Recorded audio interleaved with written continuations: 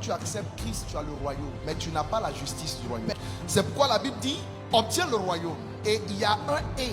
Ça veut dire en plus, cherche la justice de Dieu. Dès l'instant où on parle de justice, on parle de loi. Donc la justice du royaume est liée à l'apprentissage des lois. Ça n'a rien à voir avec le fait que tu sois dans le royaume. Pour que tu vives l'accomplissement des promesses de Dieu, obtenir le royaume n'est pas suffisant. Il faut que tu apprennes maintenant la loi de laquelle découlent les lois dans le royaume pour vivre dans la justice de ce royaume. Et c'est là où il y a les lois que je vous parle de la notion des autels. Donc, regardez ceci. Est-ce qu'on peut parler de justice sans loi? Non. Jean 10:6. Qu'est-ce qu'il dit là-bas? Le voleur, qu'est-ce qu'il fait? Dérober, égorger, détruire.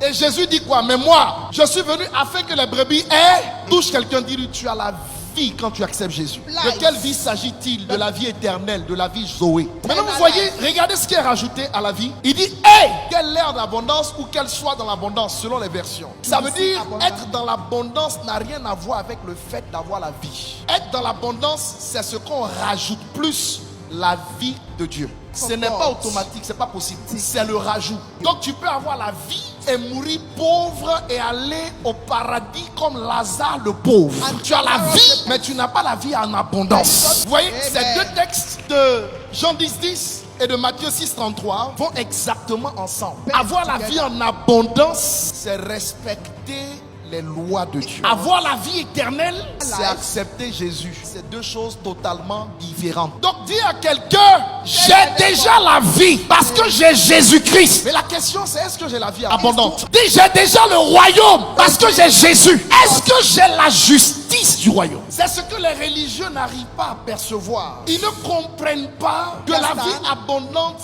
c'est le rajout, c'est le plus. Ils ne comprennent pas que la justice de Dieu, c'est le plus. Donc il n'y a pas de plus à la vie éternelle que tu as reçue. Si toi maintenant tu ne plonges pas en Dieu pour apprendre sa justice, ses lois, ses principes pour pouvoir les appliquer, tu resteras un chrétien sauvé, mais dans la défaite en ce qui concerne les réalités terrestres. Donc si tu es sauvé, qu'est-ce que je dois enseigner à ceux qui sont sauvés? Est-ce le salut ou la justice de Dieu? Qu'est-ce que je dois enseigner à ceux qui ont la vie? Est-ce la vie ou la vie en abondance? À ceux qui n'ont pas la vie, aux païens, on leur enseigne la vie. À ceux qui ont reçu Christ, on leur enseigne la vie abondante. On leur enseigne la justice de Dieu. On leur dit, c'est vrai qu'il est venu vivre en toi, mais si tu ne respectes aucune loi, ta vie n'ira nulle part. Dans les lois là, il y a la sanctification sans laquelle nul ne verra Dieu. Ça c'est une loi pour conserver ce que tu as reçu et pour voir le ciel. Dans les lois là, il y a des principes qui sont liés par exemple aux finances. On va t'enseigner le paiement des dîmes, on va t'enseigner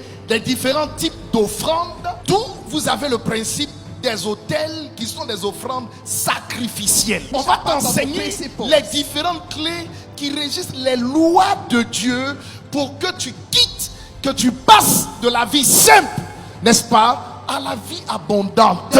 Si tu es en Christ et que tu veux te limiter à la vie éternelle, mon ami, vis dans la sanctification, tu iras au ciel, c'est tout. Mais jamais la sanctification ne te prospérera. Jamais. Parce que ceux qui prospèrent dans ce monde ne vivent pas dans la sanctification. C'est pas la loi. Jamais. Prospérer, il faut être sanctifié, c'est pas la Bible. Prospérer, il faut donner à Dieu.